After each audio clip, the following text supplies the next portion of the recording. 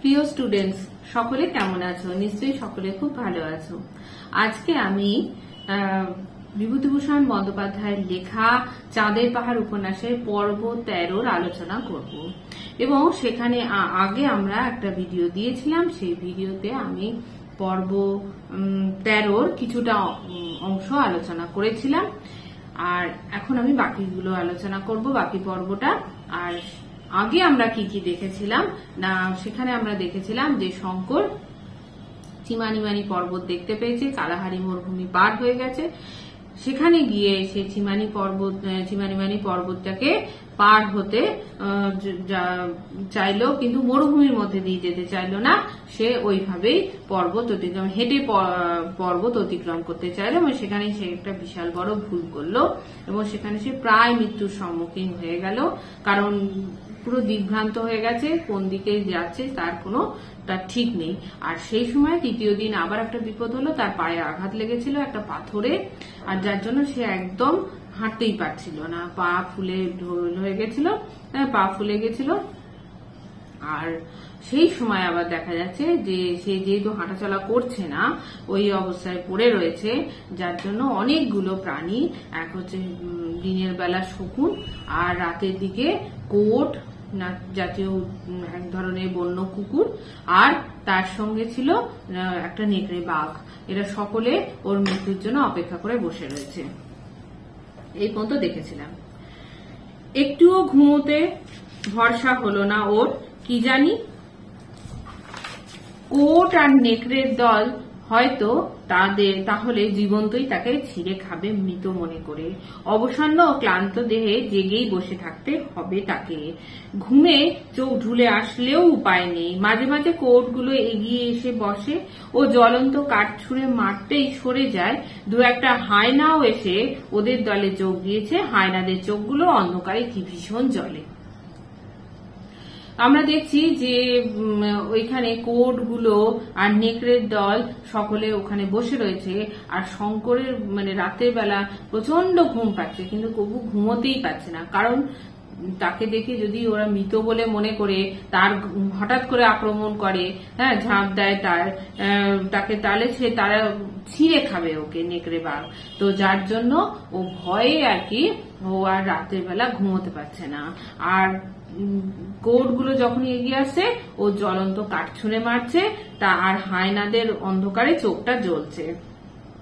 আবার তার সঙ্গে আর একটা প্রাণী কি যোগ হয়েছে, আবার তার সঙ্গে কিছু হায়নাও এসে যোগ হয়েছে কোটের সঙ্গে।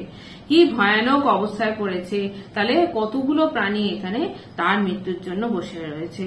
জনবিরল বর্বর দেশের জনশূন্য পর্বতের ৩,৫০০ ফুট ওপরে সে চলৎ শক্তিহীন অবস্থায় বসে, গভীর রাত, ঘোর অন্ধকার, সামান্য আগুন জ্বলছে, মাথার উপরে জলকণা শূন্য স্তব্ধ বায়ুমণ্ডলের গুণে আকাশের অগণ্য তারা জ্বলজ্বল করছে যেন ইলেকট্রিক আলোর মতো।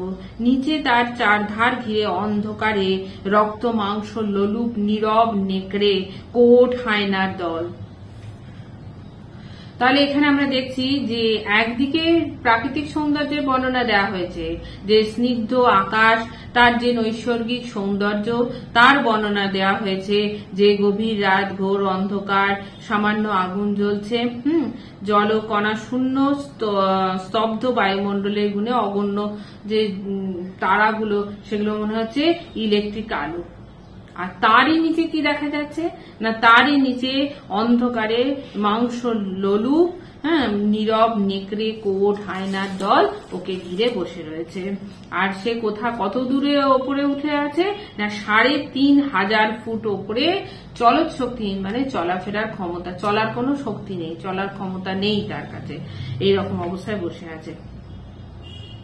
কিন্তু সঙ্গে সঙ্গে তার এটাও মনে হলো, বাংলার পাড়া গায়ে ম্যালেরিয়ায় ঢুকে সে মরছে না, এ মৃত্যু বীরের মৃত্যু। ম্যালেরিয়া তোমরা জানো মশার কামড়ে হয়, তখনকার দিনে ম্যালেরিয়ার ওষুধ ছিল না, যার জন্য একজনের হলে সেটা সেই ভয়ঙ্কর ভাবে গ্রামে ছড়িয়ে পড়তো। আর সেই রকমই ভাবছে যে তার তো ম্যালেরিয়া এরকম ভাবে মৃত্যু হয়নি, ম্যালেরিয়ায় ঢুকে অসুস্থ অবস্থায় সে বীরের মতো মৃত্যুবরণ করছে। পদব্রজে কালাহারি মরুভূমি সে পার হয়েছে একা, মরে গিয়ে চিমানিমানি পর্বতের শিলায় নাম খুদে রেখে যাবে। সে একজন বিশিষ্ট ভ্রমণকারী ও আবিষ্কারক। সে জানে যে তার তো একদিন মরণ আসবে, মৃত্যু তো একদিন না একদিন সবারই আসবে। হ্যাঁ, জন্মিলে তো মানুষের মৃত্যু হবেই অবশ্যম্ভাবী, কিন্তু তার হচ্ছে বীরের মতো মৃত্যু, কারণ সে কালাহারি মরুভূমি একা পার হয়েছে। হ্যাঁ, এবং সে যখন তার মৃত্যুর পূর্বে সে ভাবছে যে পাথরে নিজের নাম খোদাই করে একজন সে বিশিষ্ট ভ্রমণকারী আবিষ্কারক হিসেবে নিজের নাম লিখে দিয়ে যাবে। অত বড় হীরের খনি সেই তো খুঁজে বার করেছে। আলভারেজ মারা যাওয়ার পরে সেই বিশাল অরণ্য ও পর্বত অঞ্চলের গোলক ধাঁধা থেকে সেই তো একাই বার হতে পেরেছে, এত দূর এসেছে। আলভারেজ মারা যাওয়ার পরে সেই তো এই মরুভূমি অতিক্রম করেছে, সেই রিক্টাসভেল অতিক্রম করে তারপরে হীরের খনিকে সে একাই আবিষ্কার করতে পেরেছে। এখন সে নিরুপায়, অসুস্থ, চলৎ শক্তি রহিত, মানে চলার ক্ষমতা নেই, তবুও সে যুঝেছে। ভয় তো পায়নি, সাহস তো হারায়নি। কাপুরুষ ভীতু নয় সে। জীবন মৃত্যু তো অদৃষ্টের খেলা, না বাঁচলে তার দোষ কি।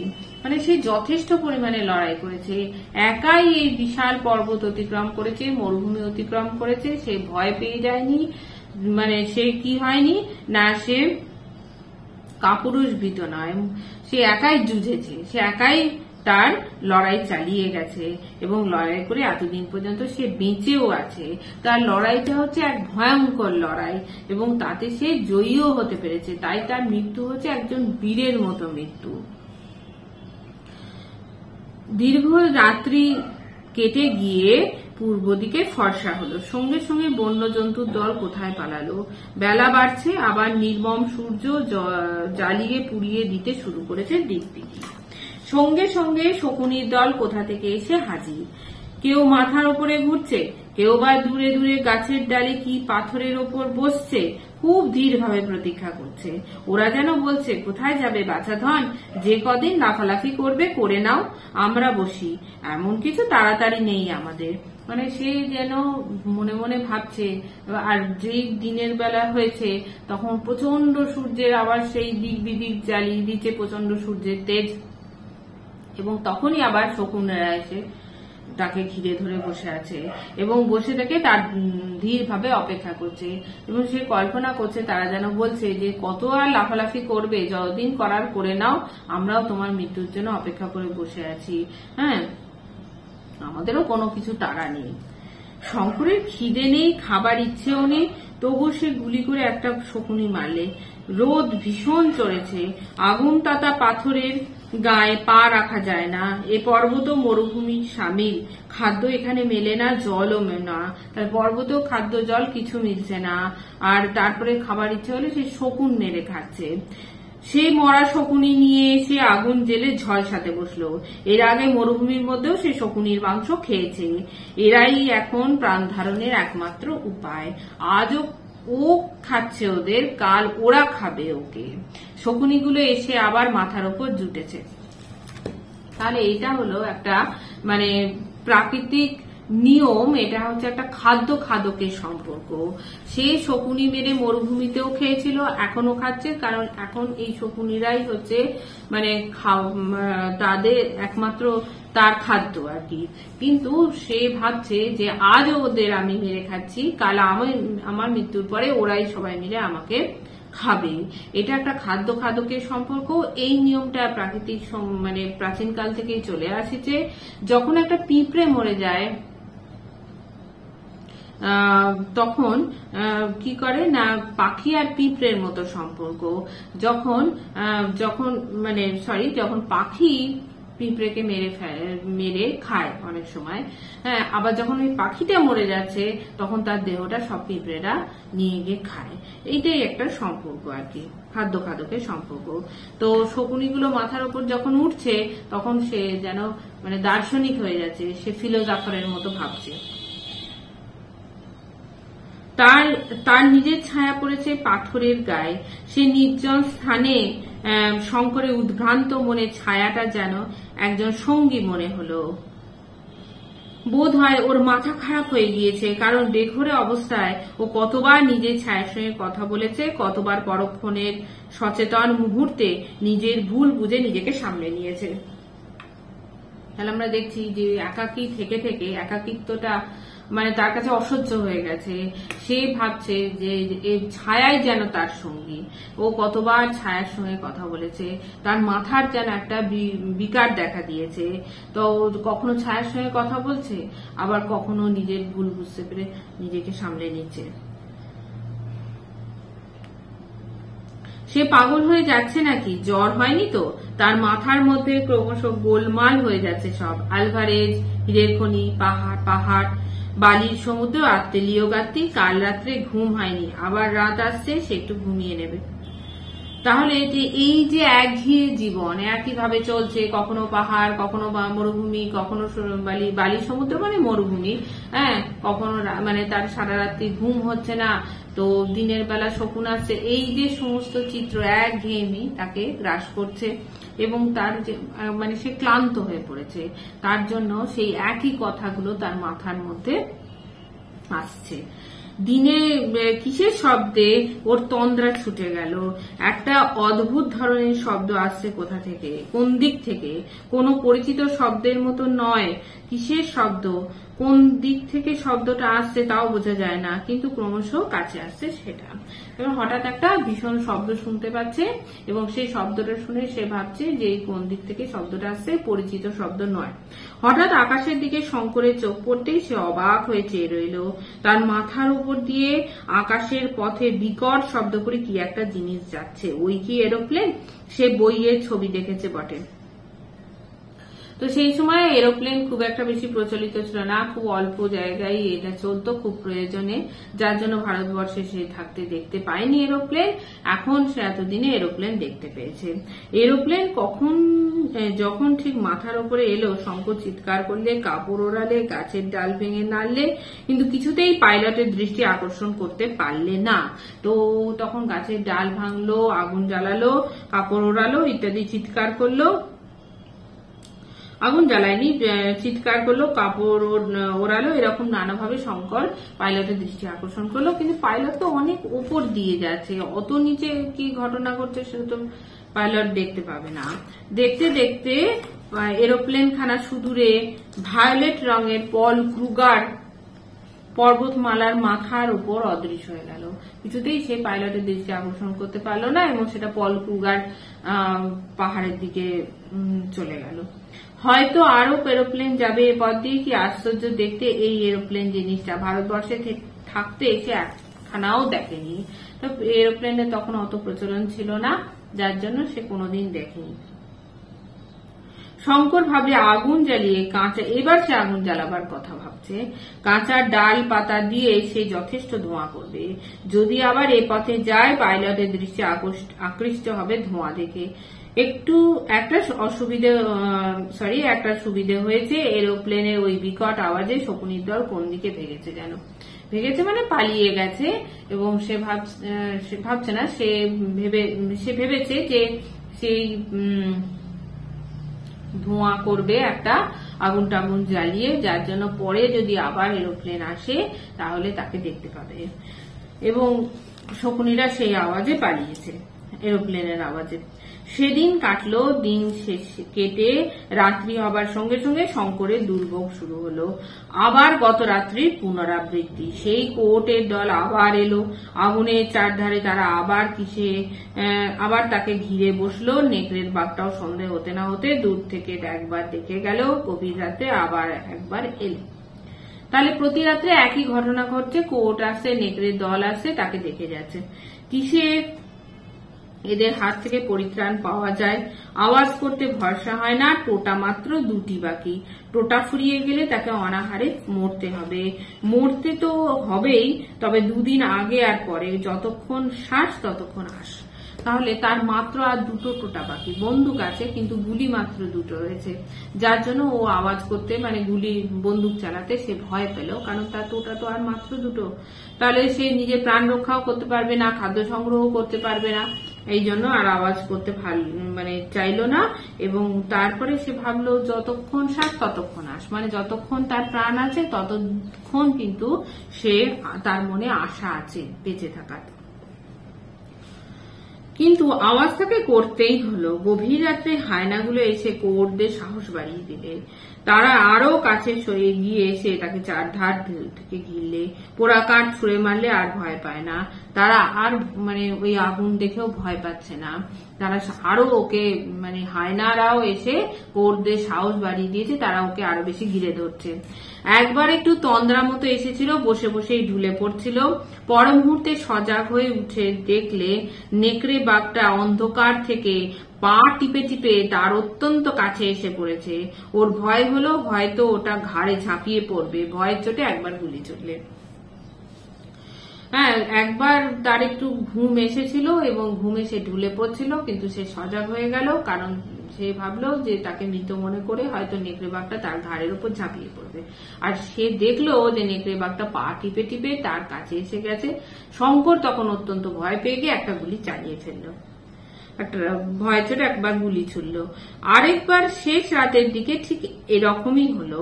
কোয়োটগুলো ধৈর্য অসীম, সেগুলো চুপ করে বসে থাকে মাত্র, কিছু বলে না। কিন্তু নেকড়ে বাঘটা ফাঁক খুঁজছে। নেকড়ে বাঘটা তাকে আক্রমণ করবার সুযোগ খুঁজছে, কখন তাকে আক্রমণ করা যাবে। রাত ফর্সা হবার সঙ্গে সঙ্গে দুঃস্বপ্নের মতো অন্তর্হিত হয়ে গেল কোয়োট, হায়না ও নেকড়ের দল। সঙ্গে সঙ্গে শঙ্করও আগুনের ধারে শুয়েই ঘুমিয়ে পড়লো। যেই রাত তার এটাই একটা কাজ হয়ে গেছে যে সারা রাত্রি জেগে থাকা আর দিনের বেলা ঘুমিয়ে থাকা। একটা কিসের শব্দে ঘুম ভেঙে গেল। খানিকটা আগে খুব বড় একটা আওয়াজ হয়েছে কোনো কিছুর। শঙ্করের কানে তার রেশ এখনো লেগে রয়েছে। রেশ মানে অনুরণন। হ্যাঁ, কিছু আগে একটা আওয়াজ হয়েছে, কিন্তু শঙ্করের ঘুমটা ভাঙেনি, কিন্তু কানের কাছে যেন তার সেই শব্দে একটা রেশ লেগে রয়েছে। রেশ বলতে কন্টিনিউয়েশন। কেউ কি বন্দুকের আওয়াজ করেছে? কিন্তু তা অসম্ভব। এই দুর্গম পর্বতের পথে কি কোনো মানুষ আসবে? একটি মাত্র টোটা অবশিষ্ট আছে। সে ভাবছে কেউ হয়তো বন্দুকের আওয়াজ করেছে, কিন্তু পরমুহূর্তে ভাবছে না, সেটা তো অসম্ভব। এই দুর্গম পাহাড়ে কোনো মানুষের পক্ষে আসা সম্ভব নয়। একটা মাত্র টোটা অবশিষ্ট আছে। শঙ্কর ভাগ্যের উপর নির্ভর করে সেটা খরচ করে একটা আওয়াজ করলে। যা থাকে কপালে, মরেছেই তো। উত্তরে দুবার বন্দুকের আওয়াজ পেল।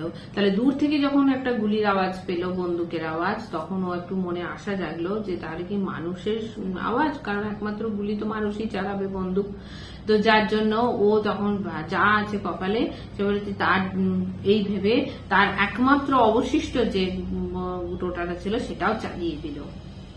এবং সে দেখলো তার উত্তরে ওদিক থেকে আবার দুবার গুলির আওয়াজ আসলো।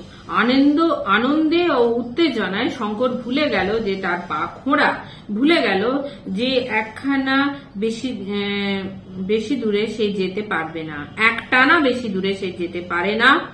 তার আর টোটা নেই, সে আর বন্দুকের আওয়াজ করতে পারলে না, কিন্তু প্রাণপণে চিৎকার করতে লাগলো। গাছের ডাল ভেঙে নাড়তে লাগলো। আগুন জ্বালাবার কাঠকুটোর সন্ধানে চারিদিকে আকুল দৃষ্টিতে চেয়ে দেখতে লাগলো। তাহলে দেখছি যে সে তখন, তার কাছে তো আর বন্দুকের টোটা নেই, যার জন্য ওদের প্রত্যুত্তরে কোনো আওয়াজ করতে পারলো না, কিন্তু সে আনন্দে উত্তেজনায় সে বুঝতে পারলো যে এটা কোনো মানুষেরই আওয়াজ, কোনো মানুষ এখানে এসেছে, যার জন্য সে ভুলে গেল যে তার পায়ে যন্ত্রণা। সে তখন কি করলো, গাছের ডাল প্রাণপণে চিৎকার করতে লাগলো, গাছের ডাল ভেঙে নাড়তে লাগলো, আগুন জ্বালাবার কাঠকুটোর সন্ধানে চারিদিকে আকুল দৃষ্টিতে দেখতে লাগলো, কাঠকুটো জোগাড় করতে লাগলো। ক্রুগার ন্যাশনাল পার্ক জরিপ করবার দল কিম্বার্লি থেকে কেপটাউন যাওয়ার পথে চিমানিমানি পর্বতের নিচে কালাহারি মরুভূমির উত্তর পূর্ব কোণে তাঁবু ফেলেছিল, সঙ্গে 7খানা ডবল টায়ার ক্যাটারপিলার চাকা বসানো মোটর গাড়ি। এদের দলে নিগ্রো কুলি ও চাকর বাকর বাদে 9 জন ইউরোপীয় জন 4 হরিণ শিকার করতে উঠেছিল চিমানিমানি পর্বতের প্রথম ও নিম্নতম থাকটাতে। তাহলে এখানে আমাদের দেখছি যে শঙ্কর যেন মহাসমুদ্রের মধ্যে ভাসতে ভাসতে একটা খড়কুটো পেয়েছে এবং সেই খড়কুটোটাকেই আশ্রয় করে সে ধরতে চাইছে। সেই রকম যখন ওই মানে সে বন্দুকের আওয়াজ পেল তখন সে কি করলো না, তখন সে আনন্দে মানে সে বুঝতে পারলো যে মানুষের আগমন ঘটেছে, যার জন্য সে অত্যন্ত ব্যস্ত হয়ে পড়ে তাদের দৃষ্টি আকর্ষণের চেষ্টা করলো। আর তারা কে ছিল না, তারা ছিল ক্রুগার ন্যাশনাল পার্ক জরিপ করবার দল, জরিপ মানে মাপজোক করবার দল। এবং তারা এসেছিল 7খানা ডবল টায়ার ক্যাটারপিলার চাকা বসানো মোটর গাড়ি। মানে ক্যাটারপিলার চাকা মানে হচ্ছে যে যুদ্ধের সময় যে ধরনের গাড়ি ট্যাঙ্কার জাতীয় ব্যবহার করা হয়, যেগুলোর মানে চাকাতে চেন লাগানো থাকে, যেটা আসলে যে কোনো অঞ্চলের যে কোনো জমির ওপর দিয়ে সেটা যাতে যেতে পারে, সব স্থানে যেতে পারে, তার জন্য এইরকম চাকা লাগানো গাড়ি। কারণ ওটা তো পাহাড়ি রাস্তায় যাবে বলে এই ধরনের গাড়ি নিয়ে তারা এসেছে। তারা কজন ছিল না, তারা ছিল 9 জন, ইউরোপিয়ান আর নিগ্রো মিলে মোট 9 জন চাকর বাকর নিয়ে। তো তাদের মধ্যে 4 জন শিকার খোঁজবার জন্য খাদ্যের সন্ধানে তারা ওই হরিণ শিকার করতে উঠেছিল, একদম নিচে পাহাড়ের নিচে থাকে, পাদদেশে আর কি। হঠাৎ এই জনহীন অরণ্য প্রদেশে সভ্য রাইফেলের আওয়াজ শুনে ওরা বিস্মিত হয়ে গেল। সভ্য রাইফেলের আওয়াজ মানে সভ্য মানুষের আওয়াজ। হ্যাঁ, মানুষের আওয়াজ। এইখানে ওরা দু তরফে বিস্মিত হয়ে গেছে। শঙ্কর যেমন বিস্মিত হয়ে গেছে, এরাও তেমনি বিস্মিত হয়ে গেছে আওয়াজ শুনে। এবং তারা ভাবছে যে এখানে কোনো সভ্য মানুষ কি করে আসবে, যে রাইফেল চালাতে পারে এই রকম মানুষ তো এখানে কিভাবে আসবে। তারাও এইরকম আওয়াজ শুনে বিস্মিত হয়ে গেছে। কিন্তু পুনরায় ওদের আওয়াজের প্রত্যুত্তর না পেয়ে ইতস্তত খুঁজতে বেরিয়ে পড়ে দেখলে সামনের একটা অপেক্ষাকৃত উচ্চতর চূড়ো থেকে এক জীর্ণ ও কঙ্কালসার কোটর গতচক্ষু প্রেতমূর্তি উন্মাদের মতো হাত পা নেড়ে তাদের কি বোঝাবার চেষ্টা করছে। তার পরনে ছিন্ন ভিন্ন অতি মলিন ইউরোপীয় পরিচ্ছদ। তো তারা তখন গুলি চালালো, প্রত্যুত্তরে শঙ্কর গুলি চালালো, এরাও 2 বার চালালো গুলি তার উত্তরে। কিন্তু আর ওদিকে শঙ্করের টোটা ফুরিয়ে যাওয়ার জন্য শঙ্কর চালাতে পারেনি। তারা তখন বিস্মিত হয়ে ভাবলো যে কে এখানে কি করে মানুষের আগমন ঘটলো, যার জন্য তারা তখন খুঁজতে বেরোলো। এবং খুঁজতে গিয়ে দেখলো একটু অপেক্ষাকৃত উঁচু একটা পাহাড়ের ওপরে উচ্চতর চূড়াতে একজন জীর্ণ কঙ্কালসার, হ্যাঁ একদম রোগা শুকনো কঙ্কালের মতো চেহারা, কোটর গত চক্ষু মানে চোখগুলো কোটরের মধ্যে গর্তের মধ্যে ঢুকে গেছে, প্রেত মূর্তি প্রেতের মতো তাকে দেখাচ্ছে, ভূতের মতো মনে হচ্ছে, উন্মাদ পাগল, হাত পা নেড়ে তাদের কি বোঝানোর চেষ্টা করছে। আর তার পরনে রয়েছে ছিন্ন ভিন্ন ছেঁড়া ভেড়া মলিন নোংরা একটা ইউরোপীয় পোশাক। ওরা ছুটে গেল। শঙ্কর আবল তাবল কি বকলে ওরা ভালো বুঝতে পারলে না। যত্ন করে ওকে নামিয়ে পাহাড়ের নিচে ওদের ক্যাম্পে নিয়ে গেল। ওর জিনিসপত্র নামিয়ে আনা হয়েছিল, ওকে বিছানায় শুইয়ে দেওয়া হলো। তো ওরা ওকে উদ্ধার করে নিয়ে আসলো নিজেদের ক্যাম্পে, দিয়ে বিছানায় শুইয়ে দিল। শঙ্কর কি আবল তাবল বলছিল ওরা কিছু বুঝতে পারেনি। তো কিন্তু এই ধাক্কায় শঙ্করকে বেশ ভুগতে হলো। হ্যাঁ, ক্রমাগত অনাহারে কষ্টে উদ্বেগে অখাদ্য কুখাদ্য গ্রহণের ফলে তার শরীর খুব জখম হয়েছিল। সেই রাত্রি তার বেজায় জ্বর এলো। হ্যাঁ, তো এমনিতেই তো সে অসুস্থ ছিল, হৃৎপিণ্ডে ধরাস করছিল, হাঁটতে পারছিল না, পায়ের যন্ত্রণা, তার সঙ্গে কি ছিল অনাহারে থাকা, দীর্ঘদিন অখাদ্য কুখাদ্য খাওয়া, পথশ্রম, উদ্বেগ চিন্তায় যে আবার ফিরতে পারবো কিনা, বেঁচে থাকতে পারবো কিনা এতগুলো প্রাণীর হাত থেকে, হ্যাঁ তার মৃত্যু আসন্ন ছিল। এইসবের জন্য তার পাগল প্রায় অবস্থা। তো এই কারণে তাকে খুব ভুগতে হলো এবং তার জ্বর এলো রাত্রে। জ্বরে সে অঘোর অচৈতন্য হয়ে পড়লো, মানে একদম অজ্ঞান হয়ে গেল। কখন যে মোটর গাড়ি ওখান থেকে ছাড়লো, কখন যে তারা সলসবেরিতে পৌঁছলো, শঙ্করের কিছুই খেয়াল নেই। মানে দলটা তাকে উদ্ধার করে শেষপর্যন্ত মোটর গাড়ি করে সলসবেরি নিয়ে গেল। সেই অবস্থায় সেই সলসবেরি যেখানে সে আলভারেজের মুখে শুনেছিল, এবং সেটা যাবার জন্যই এতটা পথ সে রওনা হয়েছে। এবং সেই কালাহারি মরুভূমি এবং চিমানিমানি পর্বতে মৃত্যুর হাত উপেক্ষা করে শেষ পর্যন্ত সে সলসবেরি পৌঁছলো। সেই অবস্থায় 15 দিন সলসবেরির হাসপাতালে কাটিয়ে দিলে তারপর ক্রমশ সুস্থ হয়ে মাসখানেক পরে একদিন সকালে হাসপাতাল থেকে ছাড়া পেয়ে বাইরের রাজপথে এসে দাঁড়ালো। তাহলে দেখা যাচ্ছে যে সেই 15 দিন সলসবেরির হাসপাতালে ছিল, তারপরে আরো 1 মাস, মানে প্রায় 1.5 মাস ধরো আর কি, মানে ওখানে 15 দিন ছিল হাসপাতালে আর এখানে মাসখানেক লাগলো হাসপাতালে সুস্থ হতে। যাই হোক, তাহলে কিছুদিন পরে সে সুস্থ হয়ে সলসবেরির রাজপথে এসে দাঁড়ালো, তখন সে সম্পূর্ণ সুস্থ। তাহলে এইখানে আমার 13 পর্ব শেষ করছি। দেখা হবে পরবর্তী ভিডিওতে। তোমাদের যদি কিছু জিজ্ঞাসা থাকে তাহলে অবশ্যই আমাকে কমেন্ট বক্সে লিখবে, আমি যথাসাধ্য উত্তর দেওয়ার চেষ্টা করব। আর আইসিএসসি বোর্ডের যে কোনো বিষয়ে যে সাহায্য পাওয়ার জন্য, বাংলা বিষয়ে যে কোনো সাহায্য পাওয়ার জন্য আমার চ্যানেলটিকে তোমরা ফলো করো, ভালো লাগলে লাইক দিও আর সাবস্ক্রাইব করার অনুরোধ রইল। তোমাদের সাহায্য আমার একান্ত কাম্য। দেখা হবে পরের ভিডিওতে। সকলে খুব ভালো থেকো।